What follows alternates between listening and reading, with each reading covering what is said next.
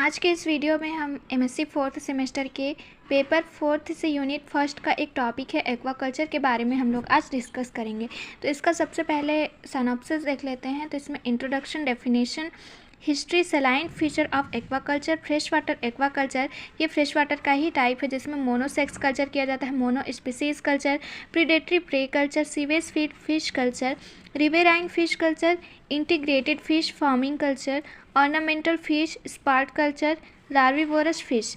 फिर इसका AIIMS of aquaculture देखेंगे कि क्या एम है एक्वाकल्चर करने के पीछे, और इसका ऑब्जेक्टिव ऑफ एक्वाकल्चर, इसके क्या क्या स्ट्रेटजीज हैं वो देखते हैं। फिर इसका सिग्निफिकेंस, फिर कंक्लूजन और रेफरेंस। तो चलिए वीडियो को स्टार्ट करते हैं। तो वर्ल्ड में एशिया महाद्वीप के नेशन ईस्ट कंट्रीज़ एक्वाकल्चर के ओरिजिन हैबिटेट हैं। इसका इंट्रोडक्शन देख लेते हैं। सबसे पहले तो एक्वाकल्चर के अंतर्गत only fish culture and other animal aquaculture होता है। इसमें एक्वाकल्चर एक्वाटिक एनिमल के अनेक टाइप्स के एक्टिविटी को रिप्रेजेंट करती है। एनिमल्स अपने लाइफ साइकिल की कुछ और एवरी स्टेजेस उनका food and fresh brackish and sea water में उत्पन्न कॉमर्शियल प्रोडक्ट होता है।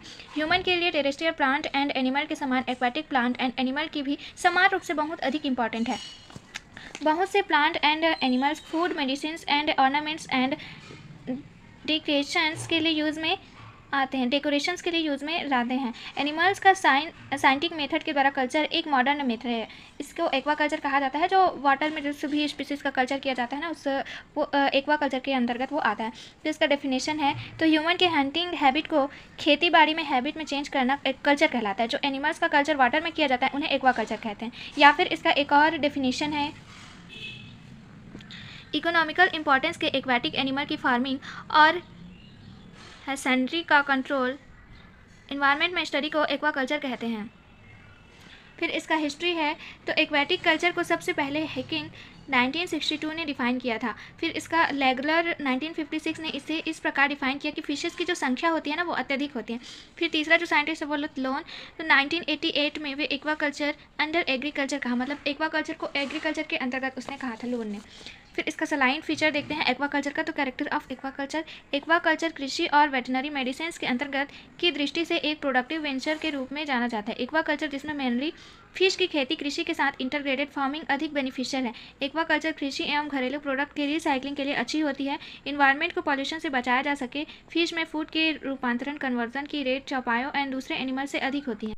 एक्वाकल्चर के द्वारा इंपॉर्टेंट प्रोडक्ट आते हैं। एग्जाम्पल है frogs, leaks, prawns, ornamental fishes etc। Aquaculture द्वारा फिश सोर्सेज की खोज की जाती है एंड फिश के संग्रहण मात्रा में वृद्धि की जाती है।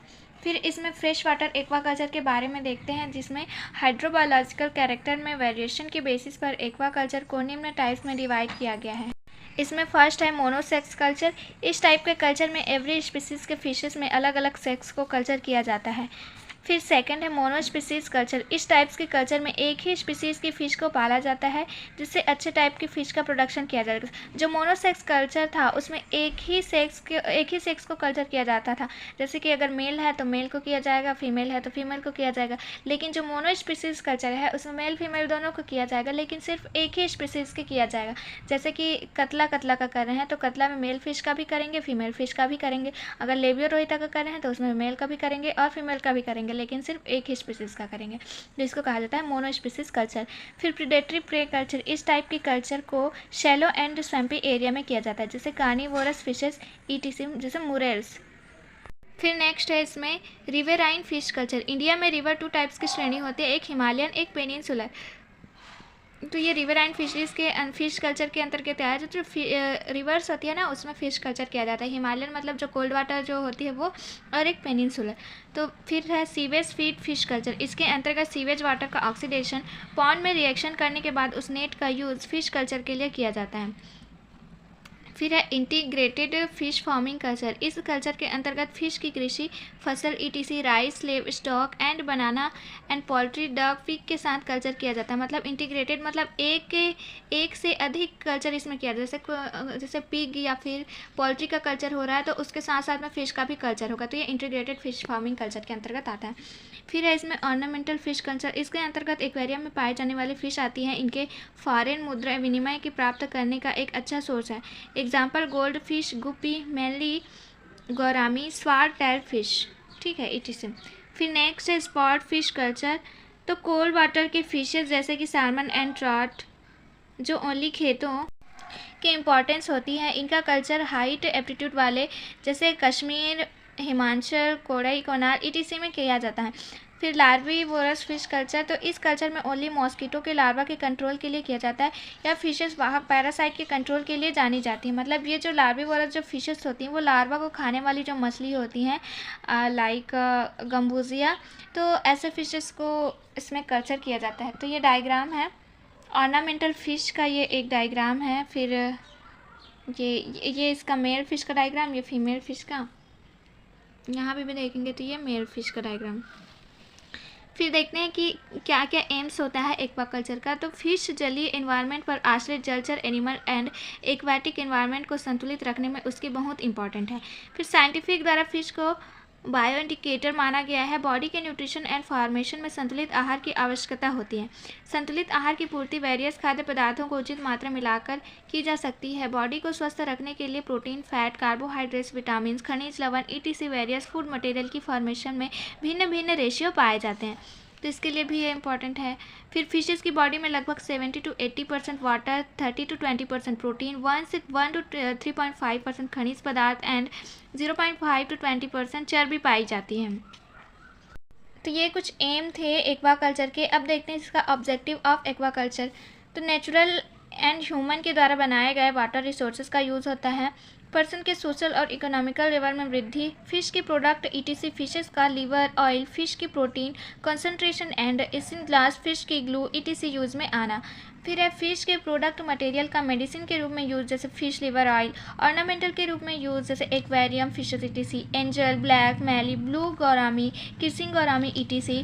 पैरासाइट्स होते हैं इसमें जैसे मॉस्किटो के लार्वा हो गया, डेंगू पैरासाइट का लार्विसिडल फिशेस हो गया जैसे कि गम्बूजिया, अफिनिया एंड लेबिस्टोज रेटिकुलेटर्स के द्वारा पैरासाइट का कंट्रोल किया जाता है।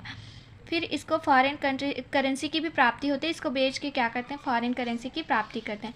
फिर इसका सिग्निफिकेंस है, तो एक्वाकल्चर अपने आप के एक पूर्ण विकसित food chain, food web ecosystem and biotic community है। इसके इंपॉर्टेंस निम्न है।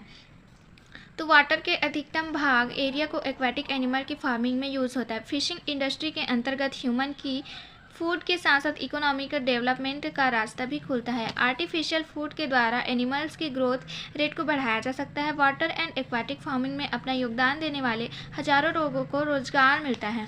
फिश के एक्वाकल्चर के अंतर्गत फिश ही नहीं बल्कि mollusca and prawn culture and pearl culture भी होता है। फिर अब फिश फ्लोर, यह ह्यूमन के लिए अति आवश्यक है, न्यूट्रिशन है। इसे 3 to 4 ईयर चाइल्ड द्वारा भी आसानी से पचा लिया जाता है। मतलब ये डाइजेस्टिव में भी एकदम। इसका uses biscuit, bread, cake, sweets and soup ETC के फॉर्मेशन में किया जा सकता है। टर्टल, क्रोकोडाइल्स एंड घड़ियाल जैसे संकटग्रस्त स्पीसीज के वाटर फार्मिंग के माध्यम से ह्यूमन द्वारा चलाई गई। Plant, plankton and food chain and food web की विशालता संख्या एनर्जी एंड बायोजैवभार से युक्त फर्स्ट ट्रॉपिक लेवल का फॉर्मेशन करती है। तो इसमें पियर्ल कल्चर भी किया जाता है। तो पियर्ल कल्चर करने में क्या क्या प्रॉब्लम्स आती है उसको देखते हैं। पियर कल्चर की प्रोसेस बहुत जटिल होती है। इसमें अनेक टाइप्स की एनिमी ETC, पॉलीकीट, बार्मिक्स, टर्मिन्स एनिमल्स शरीर को हार्म पहुंचा करते हैं। एग्जाम्पल है ऑक्टोपस, सेपिया जैसे एनिमल्स। फिर है इसका कंक्लूजन। तो पियर कल्चर के द्वारा उत्पन्न पियर व्यावसायिक दृष्टि से अत्यधिक इम्पॉर्टेंट होते हैं और ये फॉरेन मुद्रा प्राप्त करने के लिए अच्छे साधन बन गए हैं।